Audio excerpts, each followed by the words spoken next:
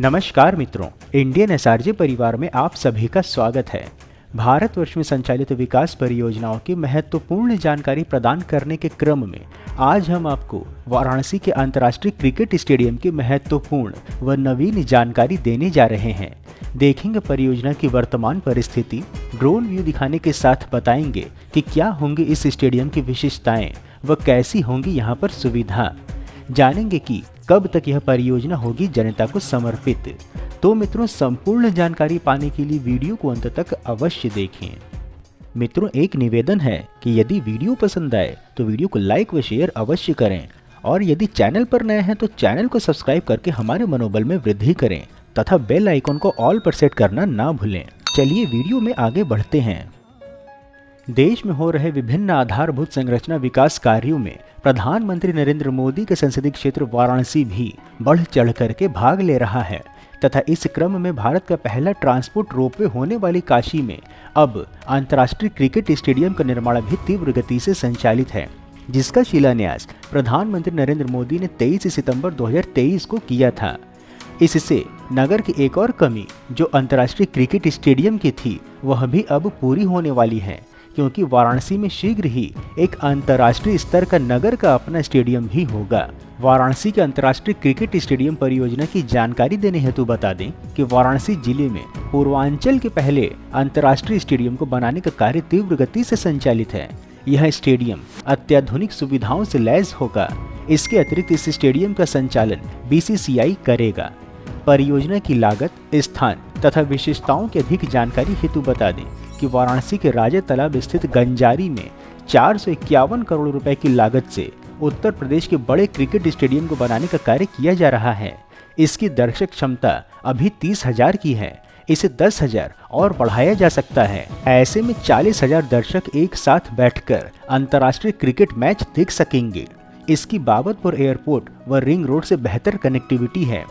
Stadium की छत अर्धचंद्राकार होगी। डमरू के आकार की मीडिया गैलरी व लाउंज होंगे। वहीं भवन पर बेल पत्रों की डिजाइन बनेगी। स्टेडियम में 9 पिच और गंगा घाट जैसी सीढ़ियां होंगी। आधुनिक प्रैक्टिस ग्राउंड, पार्किंग, अलग अलग स्पोर्ट्स क्लब, बेहतर कनेक्टिविटी होगी। यही नहीं, प्रधानमंत्री के हाथों पहली बार गंजारी में क्रिकेट स्टेडियम के शिलान्यास का शिलापट्ट 3 भाषाओं में बनाए गए हैं। हिंदी और अंग्रेजी के साथ ही संस्कृत में अलग अलग शिलापट्ट का अनावरण हुआ। उद्घाटन के समयावधि में प्रधानमंत्री नरेंद्र मोदी के अतिरिक्त मुख्यमंत्री योगी आदित्यनाथ, क्रिकेट के दिग्गज सचिन तेंदुलकर, सुनील गावस्कर, BCCI अध्यक्ष रोजर बिन्नी और सचिव जय शाह के साथ स्टेडियम की नींव रखी थी। बता दें कि यह स्टेडियम यूपी के तीसरे और पूर्वांचल के पहले अंतर्राष्ट्रीय स्टेडियम के तौर पर तैयार हो रहा है। PM मोदी ने इस स्टेडियम को भगवान महादेव को समर्पित किया है तथा इस स्टेडियम को रिकॉर्ड समय में बनाने के लिए तीव्र गति से कार्य संचालित है, जिसकी निकटतम छवि आपकी स्क्रीन पर उपलब्ध है। यह भी महत्वपूर्ण है कि यह स्टेडियम पूर्वांचल ही नहीं अपितु इससे सटे हुए बिहार, मध्य प्रदेश, छत्तीसगढ़ के युवा खिलाड़ियों के प्रतिभा को संवारने का भी उपयुक्त केंद्र बनेगा। परियोजना की वर्तमान परिस्थिति की जानकारी देने हेतु बता दें कि इसके पवेलियन का निर्माण पूरा हो चुका है। इसके निर्माण के लिए इंफ्रास्ट्रक्चर के क्षेत्र में देश की सबसे प्रसिद्ध संस्थाओं में से एक लार्सन एंड टूब्रो अर्थात L&T को इसकी कार्यदायी संस्था बनाया गया है तथा निर्माण कार्य करने हेतु कंपनी ने इसी स्थान पर अपना कार्यालय भी स्थापित कर दिया है। इसके अतिरिक्त गंजारी स्टेडियम का निर्माण करने वाले श्रमिकों के लिए आवास भी यहीं पर बनाए गए हैं।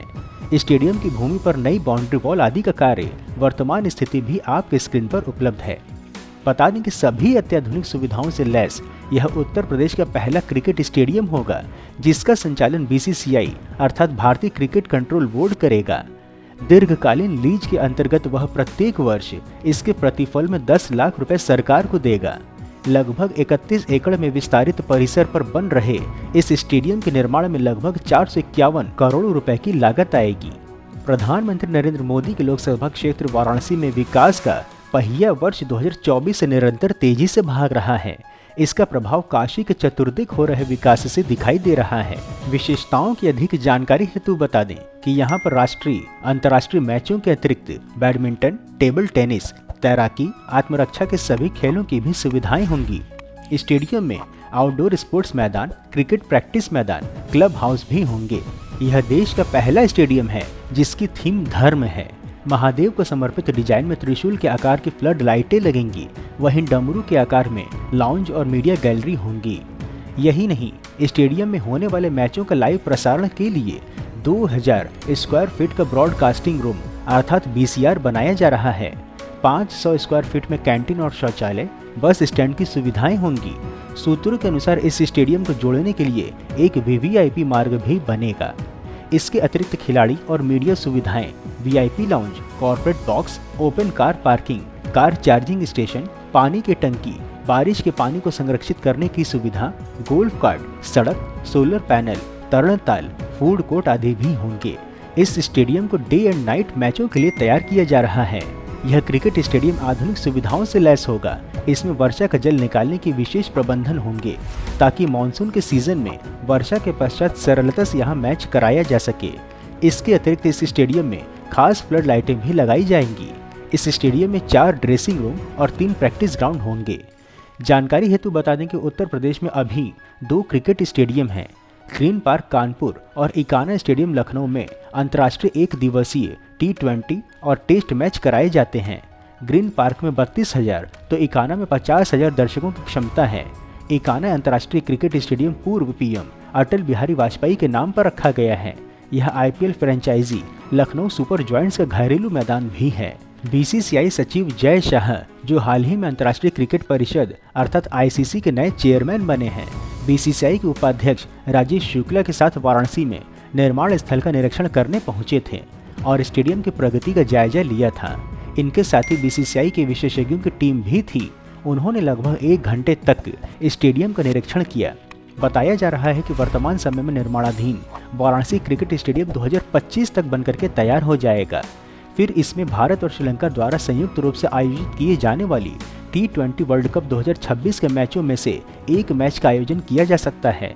आपको बताते चले कि टूर्नामेंट के फरवरी-मार्च 2026 में आयोजित होने की संभावना है और सूत्रों के अनुसार T20 वर्ल्ड कप 2026 के समयावधि में इस स्टेडियम में कम से कम 1 मैच का आयोजन किया जाएगा। T20 विश्व कप 2026 का आयोजन भारत और श्रीलंका में होना न केवल क्रिकेट के प्रशंसकों के लिए एक शानदार अवसर है, अपितु यह देश में क्रिकेट के विकास का भी प्रतीक है।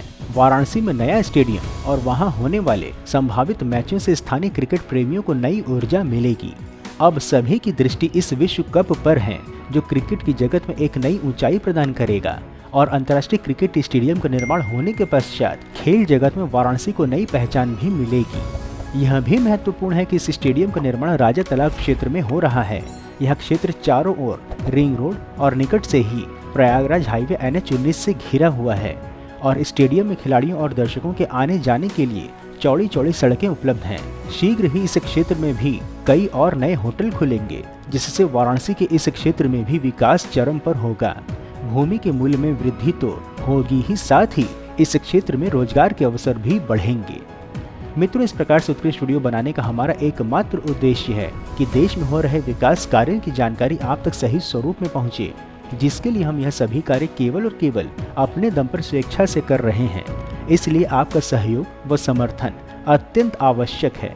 आप हमें आर्थिक सहयोग भी कर सकते हैं तथा वीडियो को अधिक से अधिक लोगों तक साझा करके वैचारिक सहयोग भी कर सकते हैं। मित्रों, हम आशा करते हैं कि आपको वाराणसी का अंतर्राष्ट्रीय क्रिकेट स्टेडियम परियोजना की जानकारी पसंद आई होगी। तो वीडियो को लाइक कर कमेंट बॉक्स में अपने गांव अथवा जिले का नाम अवश्य लिखें एवं यदि कोई सुझाव हो तो वह भी बताएं। इसके अतिरिक्त यदि आप नए दर्शक हैं अथवा अभी तक आपने चैनल सब्सक्राइब नहीं किया है तो हमारे मनोबल में वृद्धि करने के लिए चैनल को सब्सक्राइब अवश्य करें तथा उपलब्ध लिंक के माध्यम से इंस्टाग्राम, X व व्हाट्सएप आदि में जुड़ें भी।